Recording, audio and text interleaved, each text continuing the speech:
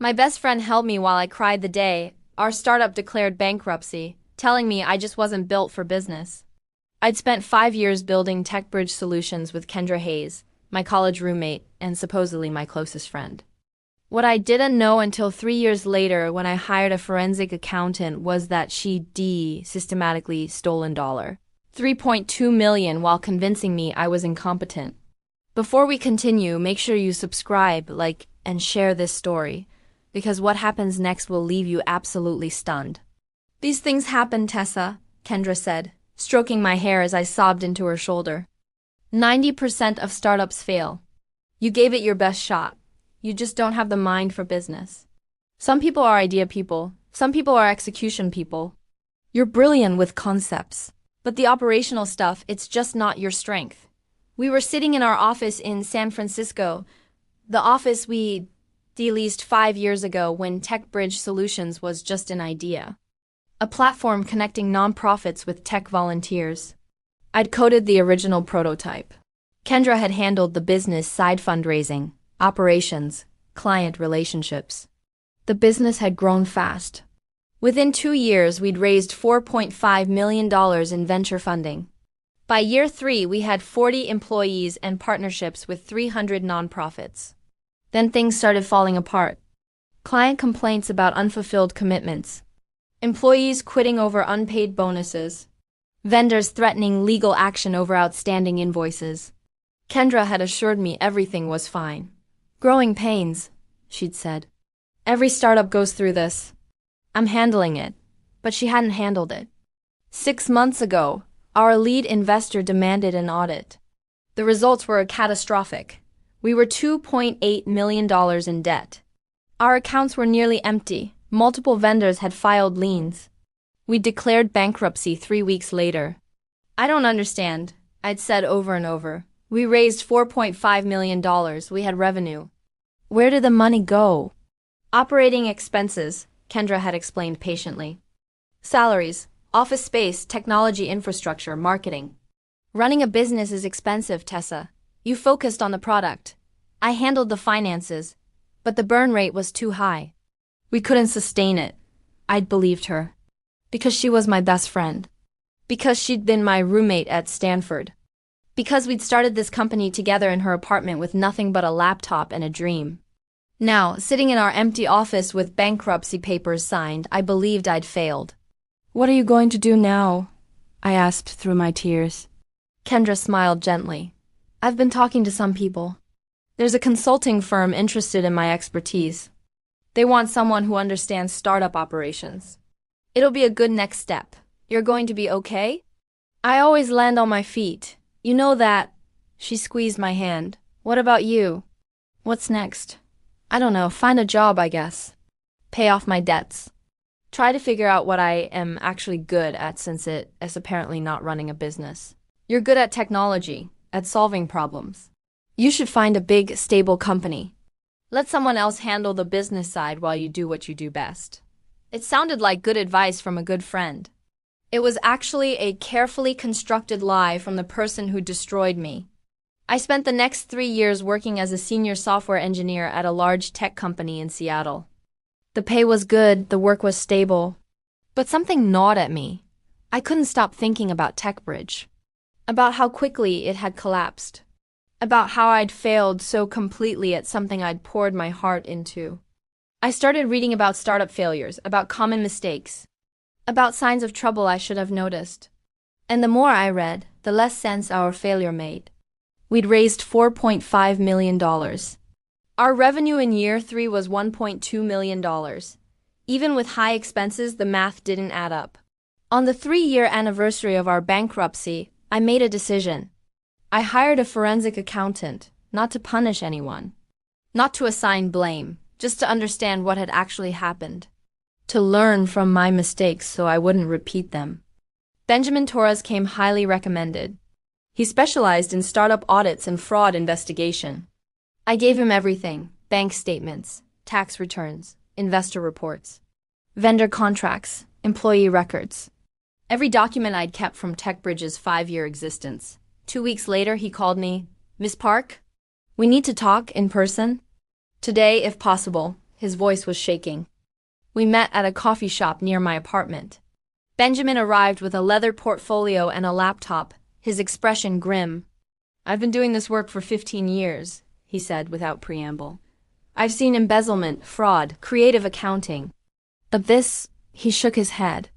"This is one of the most systematic thefts I've ever documented." "Theft?" "Your partner, Kendra Hayes, embezzled approximately $3.2 million from TechBridge Solutions over a 4-year period." The coffee shop noise faded to white noise. "That's not possible. Kendra handled the finances, but she wouldn't. She's my best friend. She's a thief." Benjamin opened his laptop. "Let me show you." He pulled up a spreadsheet. "This is your company's actual cash flow versus what was reported to investors and to you. See these discrepancies?" Numbers swam in front of my eyes. Reported revenue higher than actual revenue. Reported expenses that didn't match real expenses. Gaps. Hundreds of gaps. Starting in year 2, Kendra created shell companies. Fake vendors. She'd invoice TechBridge for services that were never provided, then pay those invoices to companies she secretly owned.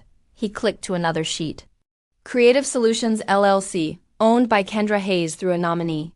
Billed TechBridge $480,000 for marketing consulting. No actual work performed. Another click. Synergy Technologies Inc., also owned by Kendra. Billed $640,000 for platform development. Your team did all the development in-house. Another click. Enterprise Partners Group. Billed $890,000 for business development services. Complete fabrication. She also inflated real vendor invoices. Your actual office rent was $8,000 monthly? She reported it as $15,000 and pocketed the difference. Your employee salaries were accurate, but the bonuses she paid herself were triple what she paid anyone else, and she never told you. He showed me bank statements. Transfers to accounts I'd never seen. Companies I'd never heard of. Payments for services that had never existed. The vendor complaints weren't about your company's quality. They were about Kendra selectively not paying legitimate invoices while she siphoned money to her fake companies. She let real vendors go unpaid while she paid herself millions. And the bankruptcy? Orchestrated? When the lead investor demanded an audit, Kendra knew she was about to be exposed, so she accelerated the collapse. She made sure you declared bankruptcy before a thorough audit could happen. In the chaos of business failure, fraud is harder to detect. She planned this, the entire thing, for 4 years. This wasn't opportunistic theft. This was systematic, premeditated embezzlement. She built these shell companies before she even started stealing. She knew exactly what she was doing. I thought I might throw up. "There's more," Benjamin said quietly. After TechBridge declared bankruptcy, Kendra didn't go to a consulting firm. She told me, she lied. She used the stolen money to start her own company. Hayes Consulting Group? She's been running it for 3 years. Current annual revenue, approximately $2 million. Built entirely on money she stole from you. I sat in that coffee shop for 2 hours while Benjamin walked me through every detail. Every fake invoice, every shell company. Every lie Kendra had told while systematically destroying the business we'd built together. "Why didn't the investors catch this?" I asked. "Your quarterly reports showed strong cash flow and manageable expenses." Kendra falsified the financials. She showed investors what they wanted to see while hiding what was really happening. By the time they demanded a full audit, she'd already planned the bankruptcy. And the employees? The clients? Collateral damage. She didn't care who got hurt as long as she got her money. She was my best friend. Benjamin's expression softened. "I'm sorry. This is betrayal on a profound level. She didn't just steal money. She stole years of your life. Your confidence, your trust. What do I do now? You press charges. This is wire fraud, embezzlement, securities fraud, federal crimes. With this documentation, the FBI and TQ prosecute. She go to jail? If convicted, almost certainly. We're talking about $3.2 million in theft, years of systematic fraud. She faced significant prison time. I thought about Kendra. About late nights coding together at Stanford. About launching TechBridge in her apartment. About her holding me while I cried, telling me I just didn't have the mind for business. Do it, I said. File the reports. Contact the FBI. I want every agency involved. The investigation took 8 months. The FBI, SEC, and IRS all got involved. Benjamin's documentation was airtight, every theft traced, every shell company exposed, every lie documented. Kendra was arrested at her office. Hayes Consulting Group was raided. Her bank accounts were frozen. She called me from jail. I almost didn't answer, but I needed to hear what she'd say. Tessa! Oh my God, Tessa, there's been a terrible mistake. Someone's accusing me of, they're saying I stole from TechBridge. You have to tell them it's not true. You have to help me. I know everything, Kendra. Silence. I hired a forensic accountant. He found every shell company, every fake invoice, every dollar you stole. The FBI has all of it. Tessa, you don't understand. I understand perfectly. You spent 4 years systematically stealing from our company. You created fake vendors. You inflated expenses. You pocketed $3.2 million while convincing me I was incompetent. It wasn't like that. Then what was it like? Tell me. Explain how you stole millions of dollars, destroyed our company, ruined our employees' careers, and then comforted me while I cried about failing. Explain that. Her voice hardened. You were always so naive, Tessa, so trusting. You had the tech skills, but you were useless at business. Someone had to be practical. Practical? You call embezzlement practical? I call it recognizing opportunity. You would have run that company into the ground anyway. At least I got something out of it. You were my best friend. I was your business partner. And business isn't friendship. It's profit. You stole from me, from our employees. From non-profits we were supposed to help.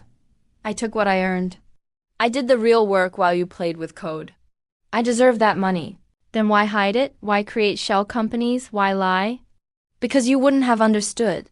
You would have gotten emotional and moralistic. I did what I had to do. You destroyed everything we built. I built it. You just coded the prototype. Everything after that, the fundraising, the operations, the growth, that was me. You were just along for the ride. I hung up. Kendra's trial lasted 6 weeks. The prosecution presented Benjamin's forensic accounting report, bank records, shell company documents, and testimony from TechBridge employees who confirmed they'd never worked with the fake vendors Kendra had created. Kendra's defense was that she'd been entitled to the money because she'd done most of the work. The jury didn't buy it. She was convicted on 14 counts: wire fraud, embezzlement, securities fraud, and filing false tax returns. The judge sentenced her to 12 years in federal prison and ordered her to pay $3.2 million in restitution. Hayes Consulting Group was liquidated. Her assets were seized. Her reputation was destroyed. I received $1.8 million in recovered funds after legal fees and government penalties. Not the full amount stolen, but significant. I used part of it to pay back the TechBridge employees who'd lost bonuses. I donated part to the nonprofits we'd failed to serve properly, and I kept part for myself. Then I did something I thought I'd never do again. I started a company. A new platform connecting nonprofits with tech volunteers. Better built, better managed, with proper financial controls and oversight. I called it BridgePoint Solutions. This time, I handled both the technology and the business. I hired a CFO who reported to a board. I implemented quarterly audits. I created systems to prevent what Kendra had done to me. And it worked. 3 years later, BridgePoint Solutions has 30 employees, 500 nonprofit partners, and $3 million in annual revenue. All legitimate, all transparent. All mine. Kendra writes me letters from prison. I don't open them. I throw them away. I don't need her apologies or her justifications or her attempts to rewrite history. I know what happened. I have the documentation. I have the conviction. I have the justice. More importantly, I have something she tried to take from me, my confidence, because Kendra was wrong. I do have a mind for business. I always did. I just trusted the wrong person to handle the parts I didn't understand. Now I understand everything. The finances, the operations, the systems that prevent fraud. I understand that trust without verification is naive. That friendship doesn't exempt anyone from accountability. That some people will destroy you while smiling to your face. My name is Tessa Park. I'm the founder and CEO of TechBridge Solutions, a successful tech company connecting nonprofits with volunteers. My former best friend and business partner stole $3.2 million from our first company while convincing me I was incompetent. She went to prison for 12 years.